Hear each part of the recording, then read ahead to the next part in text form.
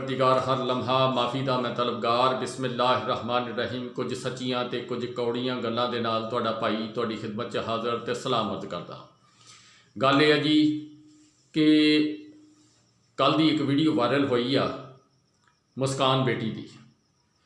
वो करनाटक के कॉलेज जिहड़ा PES कॉलेज जिहड़ा ओहदी वो स्टूडेंट सी, वो अपना दाखला लैन गई या जो भी वो कॉलेज गई, उन्हें हिजाब पाया होया सी ते उन्होंने जिहड़े गुंडियां ने उन्होंने थ्रैट करन दी कोशिश की। उस बच्ची ने अपनी कमज़ोरी ज़ाहिर नहीं की, उन्हें अपने आप को अल्लाह ताला दी हिफाजत दे विच महसूस करते हुए नारा तकबीर अल्लाह अकबर का नारा लाती हुई गरजती हुई शेरनी की तरह उतों गई आ और उत्थे जिहड़ी आ वो एक अजब ही मंजर पेश करने की कोशिश की। उन्हें खुदा ताला दी ज़ात उन्होंने सलामती दवे, जिंदगी दवे और उन्हें पूरी आलमे इस्लाम दे विच अपना एक नाम भी बनाया तो एक आलमे इस्लाम नूं झटका दिता जिहदा कि अगर सोचा जाए वो सुती हुई पूरी उम्मत मुसलमान उन्हें जगाने की कोशिश की। अगर मुसलमान जाग जान तो वो बच्ची की मिसाल जिहड़ी आ उन्हां दे सामने एक शमा की तरह वा कि बिल्कुल वो अंधेरे दे विच रोशन हुई आ। ये चीज़ जिहड़ी आ इन्हें एक समझो कि बुनियाद रखती है कि इस्लामी रियासत होर जिहड़ी वजूद च आएगी। और ये मैं नहीं कहता जी अज आवे कल आवे 20 साल नूं आवे 50 साल नूं आवे, लेकिन उहदा एक उन्हें बुनियाद जिहड़ी आ कल उन्हें पहली इट रख दी आ। मुसलमानां ते अकलीयतां ते सिख बरादरी ते उत्थे जिन्ना जुल्म होया, जिन्ना जुल्म हो रहा, जिन्ना जुल्म कश्मीरियां नाल कीता गया, इस अल्लाह अकबर के नारे ने उन्होंने जगा दिता, एक दफ़ा फिर जिंदा कर दिता। और जिंदा करने तो बाद इहदा हुण जिहड़ा सफ़र वो शुरू हो जाएगा। जदों कायदे आज़म साहब ने पाकिस्तान का पहला कदम पहली गल सोची सी और वो उन्होंने दिमाग दे विच गल आई सी, फिर वो गल जबान ते आई, फिर जुबान जदे आम होंदी गई और जुबान जदे आम होने तो बाद वो तगो दो वो कोशिशां शुरू हो गई और उहदे तो बाद अल्लाह दी ज़ात ने फिर मदद की और मदद करन तो बाद फिर तुहाडे जिहड़े इत्थे भूतरे फिरदे पाकिस्तानी इन्हों फिर ये तोहफा पाकिस्तानियों अल्लाह ताला दी ज़ात ने अनायत किया जिहदी कि असी कदर घट करते हैं। वो पुछो उन्होंने लोगों जिथे उस बच्ची ने नारा लाया, जिथे वो बच्ची किन्ना मुश्किलात दे विच घिरी हुई सी और उसके बावजूद उन्हें अल्लाह ते यकीन रखते हुए ये नारा लाया, ला के उन्हें जिहड़ी आ बुनियाद रखी। बेसिकली जनाब मुस्कान बेटी जिहड़ी आ वो आलमे इस्लाम की बच्ची आ, उन्हें एक किस्म का पूरा मुसलमान उम्मत मुसलमान जिहड़ी आ उहदे वास्ते बड़ा बहुत बड़ा मैसेज दिता कि खुदा दे उत्ते यकीन रखो तो दुश्मन को ना डरो, ना तुसी सुपर पावर को डरो, ना तुसी किते यूरोपी यूनियन को डरो, ना तुसी किसी होर दजाली जिहड़ी हुकूमत आ उहदे तो डरो। सिर्फ और सिर्फ अल्लाह ते यकीन रखते हुए अल्लाह दे उत्ते भरोसा रखते हुए तुसी जदों अपना सफ़र अपनी मंजिल अपनी तरक्की अल तुरोगे तो खुदा ताला तुहाडा बाजू पकड़ लेगा और फिर गैब चो तुहाडी मदद आनी शुरू हो जाएगी। गल ये है जी कि हिंदुस्तान का जो हालात जो नक्शे तुहाडे सामने आ रहा वा ये आने वाले वक्त दे विच एक नवी शक्ल दे विच अख्तियार होंदा जाएगा और इहदा हुण रुकना जिहड़ा नामुमकिन हो गया कि अगर ये कोई ख्याल करे कि इंडिया जिहड़ा वा वो सलामत रह जाएगा, ये गल गलत आ। ओहदी वजह किसी का ये ना पाकिस्तान का कसूर, ना सऊदी अरब का, ना किसी होर बंगाल का, ना ईरान का, ना तुर्की का, किसी मुल्क का कसूर नहीं जी। अगर देखा जाए कसूर उन्हों का अपना, उत्थे बहुत अच्छे लोग भी आ, बहुत समझदार लोग भी रहिंदे आ, लेकिन जो जिहड़ा फिरका जिन्हों इमरान खान साहब RSS का ग्रुप कहते आ, जिन्हों नाजी ग्रुप कहा जाता वा, ये जिहड़ा ग्रुप वा इन्हें उत्थे ऐसी अग लाई आ जिहड़ी हुण थमन का नाम नहीं लै रही। उत्थे अकलीयत दे नाल जो कुछ हो रहा वो नाकाबले बयान आ। उत्थे ना ईसाई, ना सिख, ना कोई दलित, ना कोई मुसलमान, ना कोई कश्मीरी, वो कोई भी कौम जिहड़ी आ वो जिहड़ी आ महफूज नहीं हैगी। उत्थे उत्थे हुण हालात इतने बिगड़ चुके आ, औरतां दी इज्जतां उत्थे महफूज नहीं हैगियां। उत्थे औरतां वास्ते बाहर निकलना एक बहुत बड़ा मसला बन गया।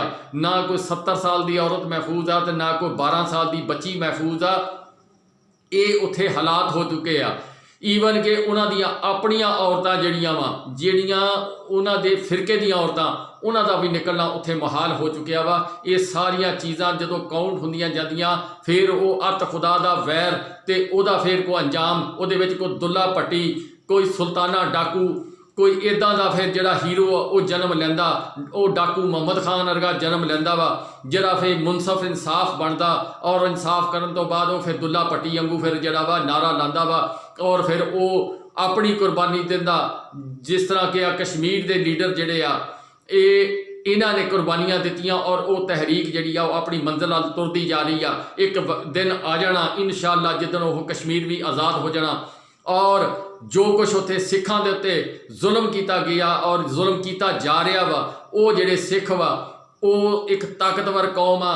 ਔਰ ਉਹਨਾਂ ਨੇ ਆ ਸਾਬਤ ਕੀਤਾ, ਜਿਹੜਾ ਆ ਪਿਛਲੇ ਦਿਨਾਂ ਦੇ ਵਿੱਚ ਉਹਨਾਂ ਨੇ ਧਰਨਾ ਦਿੱਤਾ, ਜੋ ਉਹਨਾਂ ਨੇ ਜ਼ਿਮੀਂਦਾਰਾਂ ਨੇ ਇਤਜਾਜ ਕੀਤਾ, ਉਹਨਾਂ ਨੇ ਮੋਦੀ ਹੁਕੂਮਤ ਦੇ ਗੋਡੇ ਲਵਾ ਕੇ ਆਪਣੀਆਂ ਗੱਲਾਂ ਸ਼ਰਤਾਂ ਸ਼ਰਾਇਤਾਂ ਬਣਾਈਆਂ। ਉੱਥੇ ਸਿਰਫ ਕਮੀ ਕਿਸ ਚੀਜ਼ ਦੀ ਆ? ਉੱਥੇ ਆਪਣੇ ਅੰਦਰ ਦੇ ਗੱਦਾਰ ਜਿਹੜੇ ਆ ਉਹਨਾਂ ਨੂੰ, ਅਗਰ ਉਹ ਕੌਮਾਂ ਜਿਹੜੀਆਂ ਉੱਥੇ ਜਿਹੜੇ ਮੁਸਲਮਾਨ ਆ, ਉੱਥੇ ਸਿੱਖ ਵਾ, ਉੱਥੇ ਦਲਿਤ ਆ, ਉੱਥੇ ਕਸ਼ਮੀਰੀ ਆ, ਜਿਹੜੇ ਉਹਨਾਂ ਨੂੰ ਆਪਣੇ ਅੰਦਰ ਜਿਹੜੇ ਸਫੈਦ ਕੱਪੜੇ ਪਾ ਕੇ ਨਕਾਬ ਕਰਕੇ ਉਹਨਾਂ ਬਰਾਦਰੀਆਂ ਦੇ ਉਹ ਜਿਹੜੇ ਗੱਦਾਰ ਫਿਰਦੇ ਆ, ਉਹਨਾਂ ਨੂੰ ਤਲਾਸ਼ ਕਰਨ ਦੀ ਜ਼ਰੂਰਤ ਆ। ਅਗਰ ਉਹ ਉਹਨਾਂ ਨੂੰ ਤਲਾਸ਼ ਕਰਕੇ ਉਹਨਾਂ ਤੋਂ ਪਰੇ ਹੋ ਜਾਣ ਤੇ ਉਹ ਜਿਹੜੇ ਆ ਉਹਨਾਂ ਦੀ ਜਿਹੜੀ ਤਹਿਰੀਕਾਂ ਵਾ ਉਹ ਤਰੱਕੀ ਕਰ ਜਾਣਗੀਆਂ, ਔਰ ਉਹਨਾਂ ਦੀਆਂ ਤਹਿਰੀਕਾਂ ਜਿਹੜੀਆਂ ਵਾ ਉਹ ਆਪਣੀ ਕਾਮਯਾਬੀ ਵੱਲ ਸਫ਼ਰ ਕਰਨਾ ਸ਼ੁਰੂ ਕਰ ਦੇਣਗੀਆਂ। ਦੇਖੋ ਗੱਲ ਇਹ ਆ ਜੀ, ਕੋਈ ਵੀ ਮੁਆਸ਼ਰਾ ਵਾ ਨਾ ਜੀ, ਉੱਥੇ ਕੋਈ ਵੀ ਰਹਿੰਦਾ, ਜੇ ਪਾਕਿਸਤਾਨ ਆ, ਪਾਕਿਸਤਾਨ ਦੇ ਅੰਦਰ ਅਸੀਂ ਅਗਰ ਕਿਸੇ ਅਕਲੀਅਤ 'ਤੇ ਜ਼ੁਲਮ ਕਰਾਂਗੇ, ਉਹਦੀ ਆਵਾਜ਼ ਪੂਰੀ ਦੁਨੀਆ 'ਚ ਜਾਏਗੀ।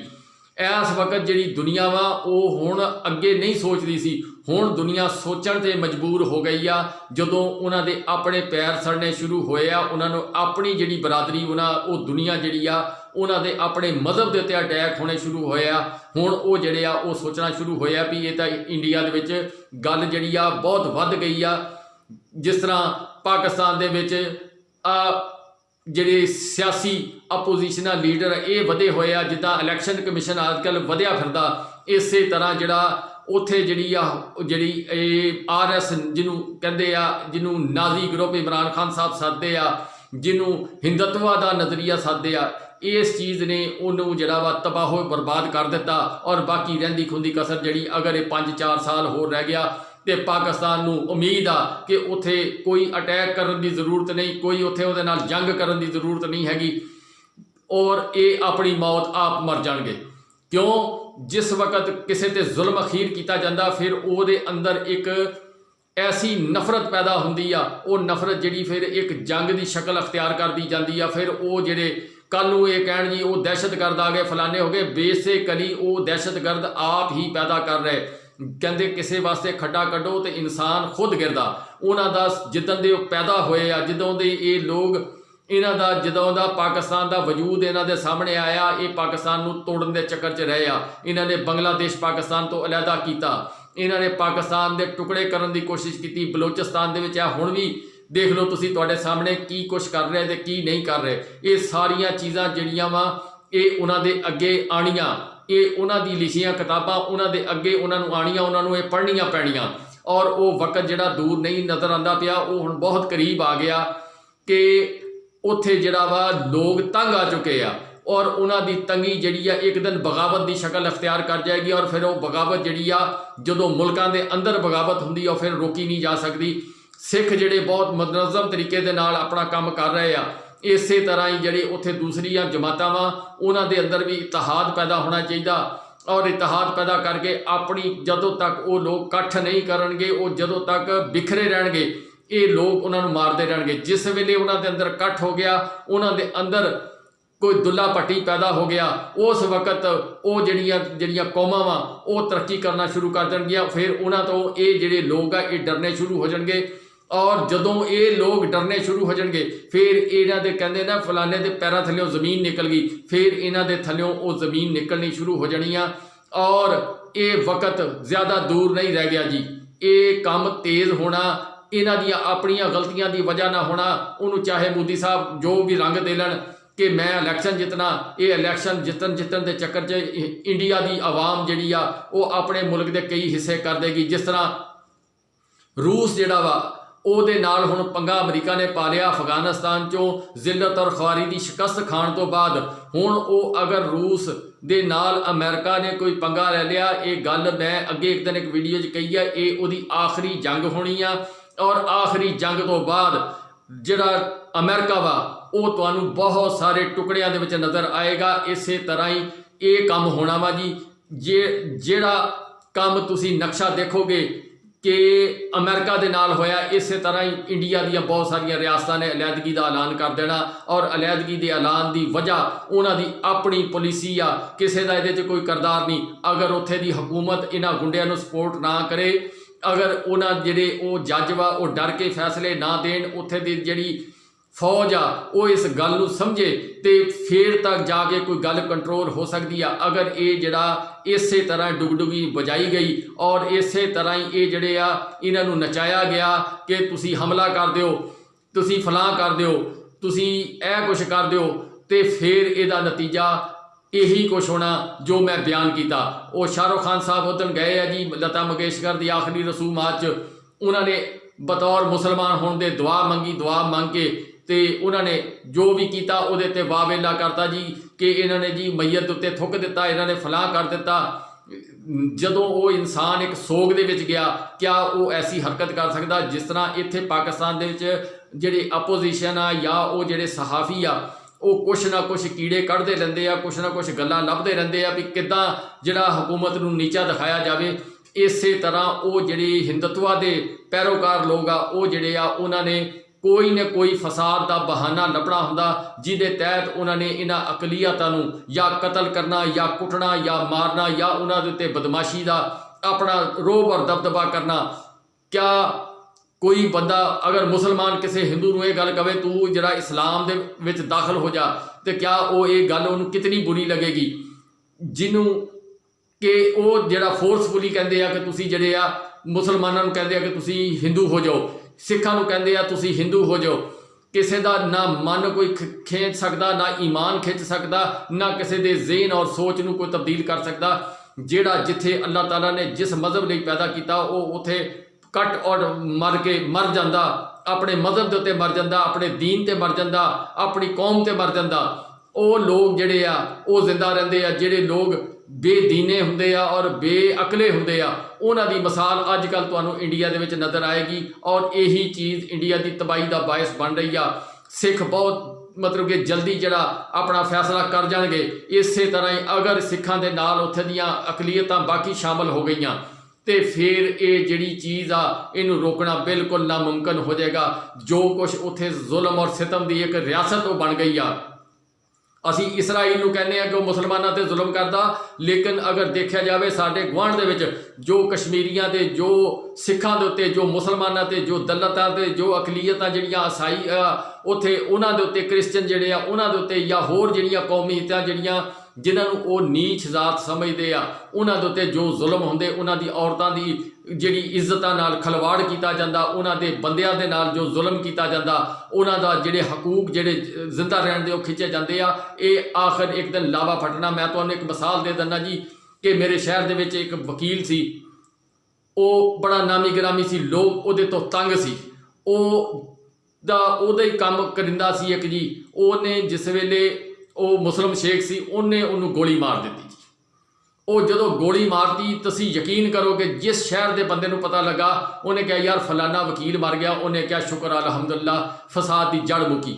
यकीन करो ये मिसाल आ, ये मेरे वो इंडिया के लोगों को सोचना चाहिए कि ये जी मिसाल ये जिंदा मिसाल दुनिया की मिसाल आ। मैं कोई अपने को घरों घट के नहीं तुहानूं सुना दी। इस तरह बहुत सारिया जिहड़ियां चीज़ां वा ना जी उहदा जिहड़ा शिकस्तो रेख्त या जुल्म की जिहड़ी हुंदी आ रात आ उहदा अंजाम जिहड़ा वो हुंदा वा। जदों कोई ज़मीन शिकस्तो रेख का शिकार हो जाती आ वो तबाहो बर्बाद हो जाती आ। जदों कोई मुआशरा जिहड़ा वो किसी बदहाली किसी अखलाकी बदहाली का माशरा जिहड़ा शिकार हो जाता वो माशरा खत्म हो जाता। जदों कोई मज़हब जिहड़ा वो अपने आप तो बाहर हो जाता। इत्थे दुनिया के उत्ते बड़े बड़े आए जी, मंगोल आए, फलाने आए जी, सलीबी जंग अखीर उहदा अंजाम की होया तुहाडे सामने। रियासतां टुटियां, बड़े बड़ियां सुपर पावरां जिहड़ियां टुटियां वा वो तुहाडे सामने मिसालां वा ਕਿ ਉਹਦਾ ਅੰਜਾਮ ਕੀ ਹੋਇਆ। ਇਹ ਸਾਰੀਆਂ ਚੀਜ਼ਾਂ ਨੂੰ ਮੱਦੇਨਜ਼ਰ ਰੱਖਦੇ ਹੋਏ ਜਿਹੜੀ ਮੇਰੀ ਅਕਲਮੰਦ ਲੋਕ ਆ ਇੰਡੀਆ ਦੇ, ਉਹਨਾਂ ਨੂੰ ਸੋਚਣਾ ਚਾਹੀਦਾ। ਉਹਨਾਂ ਨੂੰ ਜਿਹੜੀ ਉੱਥੇ ਦੀ ਆਪੋਜੀਸ਼ਨ ਆ, ਜਿਹੜੀ ਉੱਥੇ ਦੀ ਸਮਝਦਾਰ ਫੌਜ ਦਾ ਬਲਾਕ ਆ, ਉਹ ਨਹੀਂ ਜੀ ਜਿਹੜੇ ਸਿਰਫ ਨੌਕਰੀ ਬਚਾਉਣ ਦੀ ਖਾਤਰ ਜੀ ਸਰ ਕਰਦੇ, ਉਹ ਨਹੀਂ। ਜਿਨ੍ਹਾਂ ਨੂੰ ਆਪਣੇ ਉਸ ਵਤਨ ਦੇ ਨਾਲ ਮੁਹੱਬਤ ਆ, ਉਹਨਾਂ ਨੂੰ ਚਾਹੀਦਾ ਕਿ ਉਹ ਪਾਲਿਸੀ ਜਿਹੜੀ ਆ ਉਹ ਅਖਤਿਆਰ ਕਰਨ, ਆਪਣੇ ਉਸ ਮੁਲਕ ਦੇ ਵਿੱਚ ਅਮਲ ਕਰਨ, ਉੱਥੇ ਲੋਕਾਂ ਨੂੰ ਜ਼ਿੰਦਾ ਰਹਿਣ ਦਾ ਹੱਕ ਦਿੱਤਾ ਜਾਵੇ, ਨਾ ਕਿ ਉੱਥੇ ਜ਼ਿੰਦਾ ਰਹਿਣ ਦਾ ਹੱਕ ਛੀਨਿਆ ਜਾਵੇ। ਇਹ ਸਾਰੀਆਂ ਚੀਜ਼ਾਂ ਬੇਟੀ ਮੁਸਕਾਨ ਨੇ ਜੀ ਇੱਕ ਮਿਸਾਲ ਕਾਇਮ ਕੀਤੀ ਆ, ਔਰ ਇਸ ਮਿਸਾਲ ਦੇ ਉੱਤੋਂ ਸਮਝ ਲਓ ਵੀ ਇਹ ਉੱਥੇ ਇਸਲਾਮੀ ਮੁਮਲਿਕਤ ਦੀ ਇੱਕ ਅਲੱਗਾ ਰਿਆਸਤ ਆ, ਉਹ ਬੁਨਿਆਦ ਰੱਖੀ ਗਈ ਆ। ਇਹੀ ਚੀਜ਼ ਉਹ ਹੋਣੀ ਆ। ਉਧਰੋਂ ਕਸ਼ਮੀਰ ਇਹਨਾਂ ਦੇ ਹੱਥੋਂ ਜਾਂਦਾ ਰਹਿਣਾ, ਉਧਰੋਂ ਖਾਲਿਸਤਾਨ ਇਹਨਾਂ ਦੇ ਹੱਥੋਂ ਜਾਂਦਾ ਰਹਿਣਾ, ਉਧਰੋਂ ਜਿਹੜੀਆਂ ਉਹ ਉੱਪਰਲੀਆਂ ਰਿਆਸਤਾਂ ਜਿਨ੍ਹਾਂ ਨੂੰ ਚਿਕਨ ਨੈਕ ਕਹਿੰਦੇ ਆ, ਉਹ ਇਹਨਾਂ ਦੇ ਹੱਥੋਂ ਜਾਂਦੀਆਂ ਰਹਿਣੀਆਂ। ਇਹ ਕਿਹਦੇ ਨਾਲ ਲੜਨਗੇ ਤੇ ਕਿਹਦੇ ਦੇ ਨਾਲ ਫਸਾਦ ਪਾ ਕੇ, ਝਗੜਾ ਪਾ ਕੇ, ਆਪਣੀਆਂ ਫੌਜਾਂ ਜਿਹੜੀਆਂ ਲਾ ਕੇ ਤੇ ਉਹਨਾਂ ਦੀ ਜਿਹੜੀ ਤਾਕਤ ਆ ਉਹਨੂੰ ਕੁਚਲ ਲੈਣਗੇ। ਇਹ ਮਸਾਲਿਅਤ ਦੇ ਨਾਲ ਕੰਮ ਹੁੰਦੇ ਮੁਹੱਬਤ ਔਰ ਪਿਆਰ ਨਾਲ ਦੀਵਾ ਬਲਦਾ, ਔਰ ਮੁਹੱਬਤ ਔਰ ਪਿਆਰ ਦਾ ਦੀਵਾ ਬਲਿਆ ਜਿਹੜੀ ਉਹਦੀ ਲਾਈਟ ਬਹੁਤ ਦੂਰ ਤੱਕ ਜਾਂਦੀ ਆ।